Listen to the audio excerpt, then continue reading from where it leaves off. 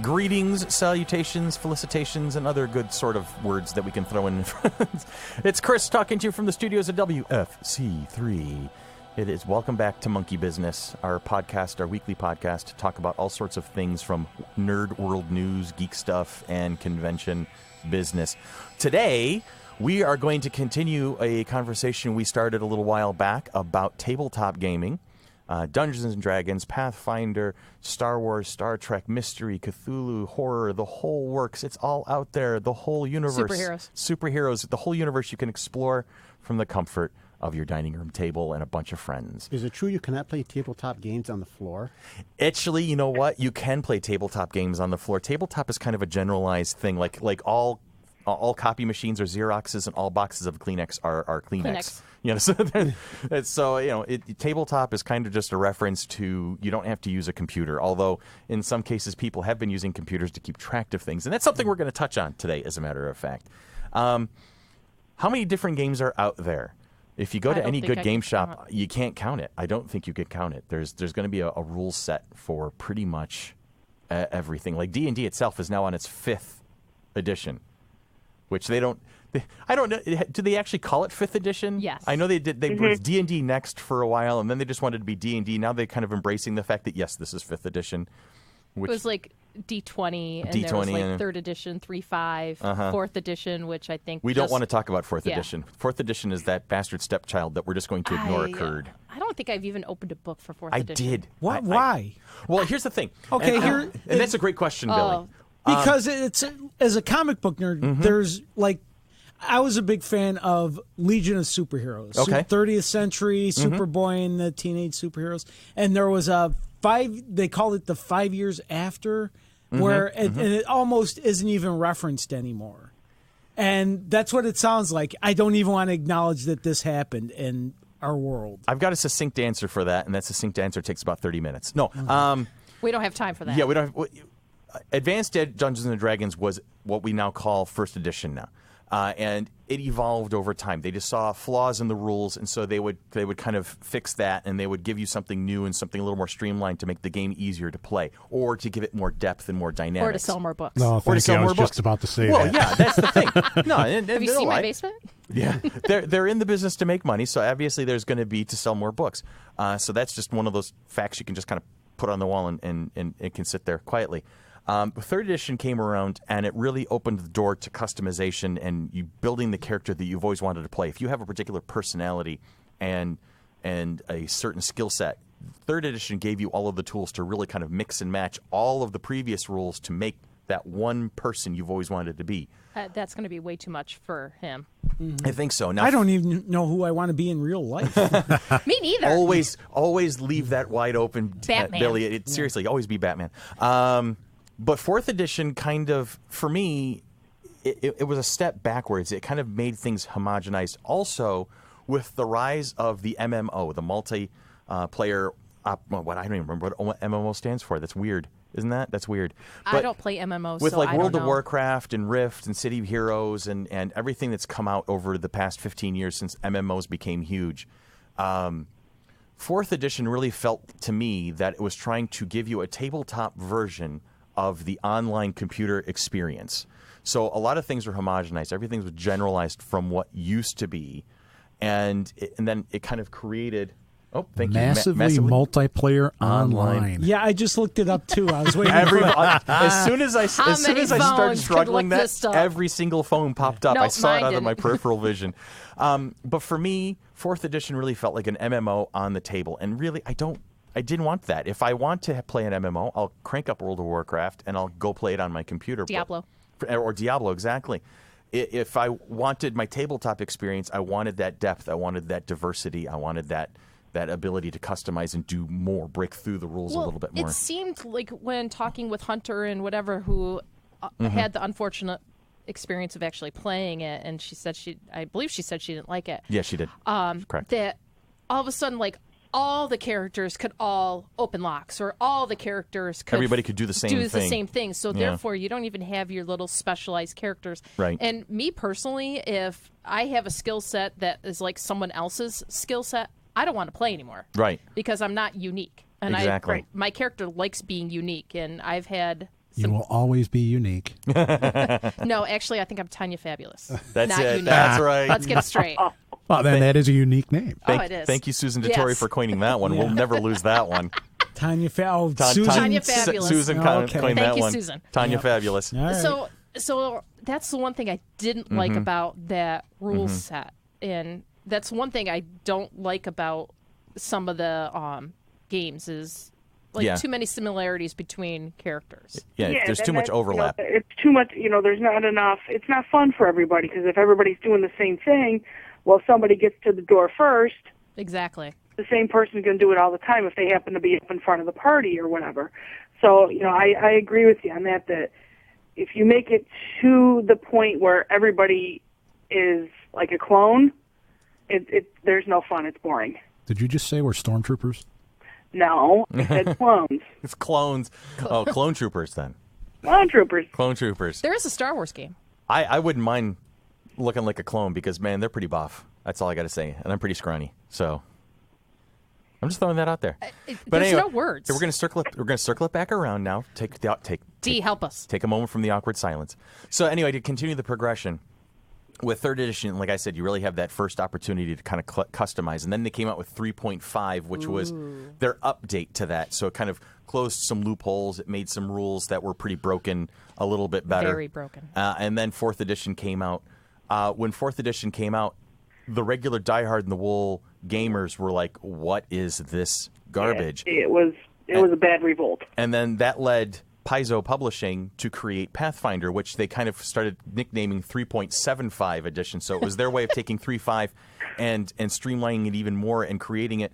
And I remember when I first started reading about Pathfinder, the comment that was being made was that for veteran gamers, they understood the sweet spot was usually started around 8th level for a character and would be up through like 13th, 14th. They wanted to take that sweet spot where you felt like you were really a potent force right from the go. So just a level 1 character could go out and feel like they could be the hero right off the bat, that they weren't in any real danger or anything. So a lot of things got buffed. A lot of things got boosted. They were more of a potent force on the table, on the map. The problem is that sweet spot ripened and then kind of faded around 12th, 13th level. So the really epic, the very powerful characters are so insanely complicated and so insanely powerful that it just, like I actually, for a character that I'm playing right now in a Pathfinder game, it's 12th level, and I feel like I need my laptop with me at all times so I can keep track of all of the details on the character sheet. Like one bit of math becomes this monstrous calculation. And so it can get really, the ultimate balancing act kind of fails after a certain period of time. Scott has his laptop with him. Yeah, but Scott also has his laptop because he does a lot of his actual real life job from the gaming table. You need an electronic device. He needs that electronic device to carry forward. Oh, No. But yeah, I think they kind of overdid it. So they gave you that sweet spot nice and early, but when the character progresses further on, it gets real. And that's why I was kind of making to a comment when we were off air. To Brian, because in the previous conversation we were having, he was talking about how his teenage son is now getting into his first game, and they're using Pathfinder. And I think for like a novice, like if we get Billy to the table, or if we bring Dan back to the table, I would probably pull out 5th edition and avoid Pathfinder, because Pathfinder is just so complicated. Tell me about it. No, creating my character was a nightmare. Oh, I'm sure. I'm like, wait a minute, it wasn't this complicated when I was younger. What's going on? But that just happens to be what the game master. You shouldn't need a bachelor's degree. You shouldn't need a bachelor's degree in mathematics to be able to play. And it really does feel like right now. Just I've created an analog of Tony Stark and Iron Man. So he's this guy. His whole job is to build things and to create things and to invent things. And we just unveiled the suit itself, and without the spinning rims. Without the spinning rims, because we were on a clock really, because we were getting our butts kicked. But I know what I have to go through now in a combat round.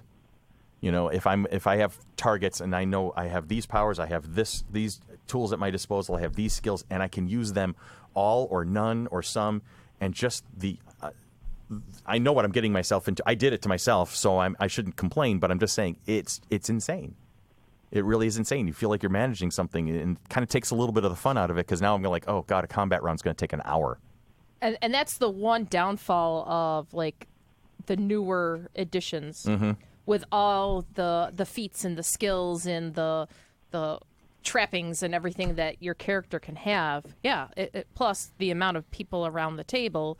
What would be a 4 combat round encounter lasts 2 hours. Yeah, and that in real time. And in the last time we talked about gaming, Billy, you had said how long does it take? You know, some instances, like some games, we may just do an encounter in one night, one single combat encounter with they've got 2 or 3 monsters or 2 or 3 bad guys, and then there's the party 5, as many 5 to 8, 9. Now, is this all like you roll the dice and the number comes up? The number comes up, and based on your skills, your level, your statistics, and everything, it modifies those dice rolls. So it determines whether you've hit the guy, how much damage you've done to the guy, whether you've protected yourself from that person in any way, shape, or form. There's a lot of math. A lot of math going on in this game. Okay. Oh, boy. I at least want to watch. Absolutely. Yeah, absolutely. It leads back to the social aspect, which we can get back into in a moment or two. But to finish off the progression, at least for the Dungeons & Dragons sword and sorcery types, recently, within the past, it's been like a year now? It's a little over a year that 5th edition's been out? I think so. Maybe more? I don't know. Phones? Yeah, here come the phones. Here. Send in the phones. Anyway, 5th edition has now reared its head, and for me, I have not yet played a full-fledged 5th edition game, but I have the Player's Handbook, I have the Dungeon Master's Guide, things like that. I've read through the books. It recaptures the original feel of the Advanced Dungeons & Dragons, that 1st edition game. The fluff, the flavor, the way they've kind of structured things. It's been 2 years now? 2014. Thank you. And it really kind of captures why we got into it, what got our attention, what made it so popular in the first place. It streamlines a lot of things. For a veteran Pathfinder and 3.5 player, I see that my mighty warrior, when he's upper level, is going to swing his sword and hit for bam, and there's a number, and that number is not going to be nearly as large as some of the numbers, the asinine numbers that we've come up with. Sean. But it's still going to be a potent hit, and it's easier to come up with that. They've really done a lot to try and give you that spine, that thing that foundation you can build the adventure on without it becoming overwhelming. So I think that's why. I cut my teeth back on those red books on the basic. The basic. And that's what we did when we introduced Tyler to the game. We introduced him in basic because it is overwhelming with all the rules and the system and things like that. Right. And when we introduced, my first character was a fighter, so it at least gave me the little nuances of the game before I got into casting the spells of the wizard or the cleric and things like that. So that's the one thing. I was the opposite. First character I ever had created was a wizard. Yes. And from there, and a very high level one too, because you got dumped right into it. But it was a high level campaign I kind of got plopped into. So yeah, that was brutal. I knew you were overwhelmed from the word go. I felt bad. But I cut my teeth on second edition. Yep. That's like my go-to. I found that I liked the thief, the rogue, the bard, and the fighter. Those were the ones that I cut my teeth on, and to this day I prefer to play because I think you can be a bit more creative with them without losing your mind, too much math, too much thinking. You have the ability to think on the fly with those characters, and that's what I liked about second edition. I don't mind third edition too much. Didn't play fourth, and I haven't even seen fifth. Yeah, I think agree. It's like being able to understand and do the attack round that like 3-5 is like once you've got your attack bonus being God knows what, that you have to remember how many attacks that you get around, and then if you're hasted, then you get an extra one and things like that. I get lost. My ADD kicks in, and I totally get lost. And just let me roll the dice and tell me if I hit or not. Right. Exactly. For me, simpler is better. Yeah. Because I don't have I don't want to have to sit there. Okay, this is the second round. My fourth what did I do? attack. I don't want to think that much doing this. I think enough at work and in real life. When I come to do this, I want check it to your be brain at the door. Time. Keep it simple, stupid. Well, and that's what I think. go. And that's where I think the one thing that third and 3rd edition Pathfinder, and I think even 5th edition, I haven't gotten too far into it, but I think 5th edition still kind of preserves it, is that customization that I was referring to previously, where you can have the people who, and it fits play styles. You can have a character like my buddy Scott is great at what's called min-maxing. It's making your character the most efficient damage dealing or focused thing. He's great at focusing at one thing and doing that one thing really well, if it's damage or whatever. I'm a jack of all trades character. My characters typically will always have the ability to do a little bit of something, so I can support the rest of the party. I may not be the best damage dealer. I may not be the most powerful spellcaster. I may not be the best healer, but I can do a little bit of just about everything. All of my characters will always kind of wander in that direction, no matter how different the character class is from the guy I played previously or whatnot. But that's the way I like to play. I like to be able to step back and kind of support everybody. Scott likes to be able to focus on one thing. Evan likes to find ways to kind of manipulate the system so that he can benefit. He likes to manipulate. He likes to manipulate the system so that he can benefit and make the best contribution to the party. He stretches the rules as far as they everybody's and reads the blah blah blah. Well, yeah, there's the thing, but we can talk about the nuances of the player another time. But I like the rules. They give you the opportunity to say, I want to be this person. And then here's how you create that personality. Here's how you create that skill set. Here's how you create your niche in how the adventure fits together. Oh, and do you not have that power? Oh, here's a whole list of magic items that you can find along the way, or to kind of balance those little pieces out. So oh man, I've got the Howie Mandel arm thing working today. So it's your Italian side. It's the Italian side. I talk with my hands even when I'm on the radio. Isn't that great? And I think that's one of the main things that's always kept me playing the game since like 18, almost 30 years I've been playing this game now. And you had to do math. I was an English major in college. Roll with it. And the thing that's always kept me into it is what kind of personality can I create? What kind of adventure can I get myself? What kind of misadventure can I get myself into? So, how much trouble can we find? We usually can find a lot within the first couple minutes of the campaign. Billy, a question about how you learn the rules, remember the rules, know what you're doing at all points. And maybe this is a question for Deanna, because I know that, like me, she's a baseball fan. There you go. Now, is this like, say, my wife Susan, a few years ago, didn't know a ball from a strike, from a no-hitter, from anything. And over the course of time, she's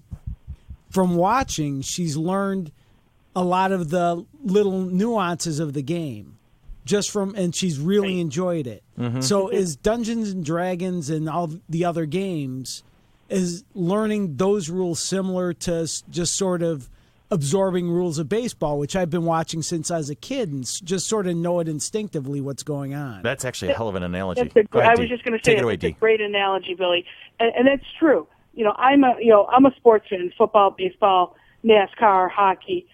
I've never read rule books. I've never read how-to. I've just learned by watching. There are rule books that you can go to check for those sports to get the details and the nuances, but most people learn by watching. D&D is kind of the same way. You learn by watching. You learn by saying, okay, this character does that, why? There's a book, this is how they can do that, this is why they can do that. So it's definitely a parallel to any kind of sporting event or anything in general. Learn by watching. That's sometimes the best way to learn things. And are you allowed to ask your fellow players, what do I do now? What does this mean? Absolutely. Yeah, and you can just say, okay, out of character, can somebody explain this to me? Okay, is everybody like on the same team? You've talked about supporting the team, or are you fighting each other for Dungeons and Dragons supremacy? Yeah, the answer is yes. The answer, exactly. Brian, go ahead. It depends. I mean, you can have campaigns where, yes, everybody is on the up and up. Everybody is working towards the same goal, and everybody knows that. Or you can have, even in that situation, you may have players who decide in their own mind that they're going to be pretending to be on the up and up and actually be working against you. It can go any number of ways. So as Brian is a wrestling fan, someone turns heel on you. Absolutely. Okay. Absolutely. I mean, the classic way of trying to portray it, and they talk about it often in the original books, is you want to portray yourself. You're the hero. You're the hero of the story. So you're the guy. You want to win. You want to go out. You want to beat the monsters and save people and take the treasure and leave and go Survive. and move on. But then as different personalities have gotten involved in the game, then different things have transpired. You have folks who are perfectly willing to be all on the same side. You have folks who want to play the bad guys. You have folks who want to play the bad guys amidst the good guys. It can get real complicated, but it's also it adds to the fun. I think it adds to the entertainment value. It definitely adds to the social value that Sybil likes to watch because she'll probably just sit there, watch the interactions between the actual people playing the characters, and then I always have to take a step back and remember that this is just a game. Yeah. Don't let my personal feelings get involved because there's times I get very ticked off during and that's the a fun game. part of the game, which is why That's why dice kind of usually going get back to thrown. what we were talking about with the complexity of sometimes you want more than just spending an hour or two in a battle. You want to be able to have those little nuances going on. You want to be able to get through. To me, the battling a monster or whatever is a fun part of the game. Don't get me wrong, but what's more fun is the actual role playing and the interaction between the players. And if you get bogged down in the fact that there's all these numbers and trying to figure out what's happening in the battle, it takes away from what I feel is the most fun part of the game. And it's really great when you have characters who are of different alignments. If you're a chaotic good character and there are, neutral good or lawful good or lawful evil, if there's different character alignments, it makes it very interesting trying to maneuver not only through the battles but through role playing because you take on that persona while you're sitting at that table you're a sheriff and you have to uphold the law, but one of your best buds is the town thief. Right. And do? we're touching on Billy. We're touching for the beginner in the house. Alignment is a social component of character creation. There's 9 different ones, and it's basically kind of give you a loose guideline of how your character looks at the world. Anywhere from lawful good, you're a priest, you're the holy warrior, all the way down to what's called chaotic evil, which is just a guy who wants to see the world burn. And so when you have these alignments out there, it kind of gives you that component of saying my character looks at the world this way. And that's the one thing I have a really hard time playing an evil type character because my just personal outlook is not like that. So I have a really hard time getting to it. I've played one evil character. It was like thief, assassin, and I still ended up doing some good things in the party because it would help me out. Type thing, like bartering for the lives of a couple of their characters when I had a chance to just take them out and take their stuff and leave. But I needed them in order to survive. Yeah. So. Well, it depends on how you look at it. I mean, we all have that need to be something different sometimes. So there's those of us who want to be the hero, and then those of us who don't, and they want to just have some fun. Or the one that doesn't want to be the diplomat and gets it anyway. Yeah, or doesn't want to be the diplomat and suddenly is brokering peace treaties. But yeah, so let's see. Now we've talked D&D. And is there anything else? Oh, there is just tons of them out there. As we were saying before, any genre is going to have something out there. Yeah. I mean, I played Star Wars role playing. That's interesting. That's a universe you can get lost in. That's fun. That other than D&D, I would say that Star Wars is like my favorite. Yeah, same here. That's we played one time. It was it Deadlands or something? The Wild West one. I did like Deadlands, except for then Cthulhu came into it and things like that. And it gets that Lovecraftian horror doesn't make you feel all kitty gritty. Gotcha. Lovey-dovey. Yeah, no. Lovey-dovey. No, I think I've played a version of Vampire, but not knowing the rule set, and the game master didn't really kind of share stuff. Like our friend Sean was able to figure stuff out really quickly because his mind works that way. But I'm just like, I need a little more guidance. It's kind of like Billy. It's like I need a little more. Where do I go? What do I do? Well, for the home audience, basically, if you've never been in on a game before and you're curious about it, I would strongly suggest if you want to go D&D, pull a 5th edition book off the shelf. It's the newest, it's the latest and greatest. That's the one they're pitching the most. I think it's red and black. It's mainly red and black in terms of its cover colors. But also, in my personal opinion, having just kind of gone into it as casually as I have, but being a veteran gamer myself, I think it really has a lot to offer in terms of the feel, the flavor, the color of it. and the rules are a lot easier to kind of take in and understand them a lot better than if you were to build into a more complicated game like Pathfinder or a 3.5 edition D&D. I think you have a better chance to kind of understand where you're going from the drop of a hat, to feel like you're going to appreciate and you'll be more effective right off the bat. I think 5th edition is going to give you that for a beginning player. That's, there you go. I threw my 2 cents in like I'm some sort of an expert. Well, 30-plus years of playing, I think you would be kind of considered an expert. There's it's funny. At least in this room? At least in this room, yeah. Yeah. But I only have 20-plus years. I've run into kids who've been playing 3.5 for 6 years, and they know more about the rules than I do because they really dug into the books. They read the blah, blah, blahs, and they've read the details, and they've read the nuances, and so they're like, no, you can't do that. Here's why on this page and this page. What do you mean you can't be a wizard running around in armor with a sword? I'm staring at them like, really? Did you just do that? Really? Wow, that you out-nerded me. That's amazing. So, and not hard to do. No, stop. And to tie it back in, what are we doing on time? We've been doing this about 26 minutes. 26? Well, 26. Oh, God. That's a good it's place. Not 42. That's a good place. Yeah, well, that's another discussion for another day. So we're going to go ahead. We'll start working on wrapping this one up. And as always, as we say at the end of every podcast episode, if you have questions, if you have statements or things that you want to add to the conversation, feel free to reach out to us on our Facebook or our YouTube channel, and we'll be happy to address them. Oh, and if there's anyone out in our FC3 world that would like to be a DM or help us out on convention weekend, we're always looking for volunteers. Volunteers. Or if you're looking for a game, we could probably hook you up with somebody who's running one right now. So drop us a message. Exactly, we'd love to hear from you. So let's go ahead and wrap this one up. I know, Billy, you're itching. There you go. You're itching for that. I love that. Start talking. All right, this has been Monkey Business, a Mighty Monkey production. Mighty Monkey Productions of Rochester, New York, creators and presenters of the Flower City Comic-Con, presenting their second show, May 20th and 21st of 2017 at the Floriano Rochester Riverside Convention Center. Follow us on Facebook, www.facebook.com/FC3ROC.